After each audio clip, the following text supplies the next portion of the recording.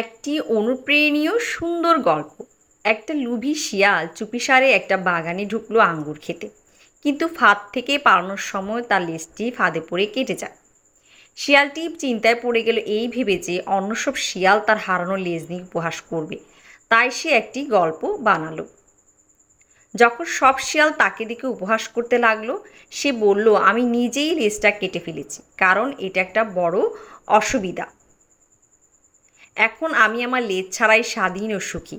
তাই তোমরাও তোমাদের লেজগুলো কেটে ফেলো, এতে তোমাদের সবার খুব সুবিধা হবে।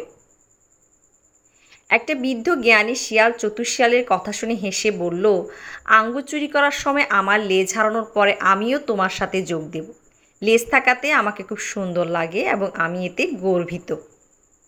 এখন অন্য সব শিয়াল এই দুষ্ট শিয়ালের চালাকি বুঝতে পেরে তা নিয়ে ঠাট্টা করতে লাগলো। লজ্জিত শিয়াল বনে পালিয়ে গেল। গল্পের নৈতিক: স্বার্থপর ব্যক্তির কথা বিশ্বাস করবেন না।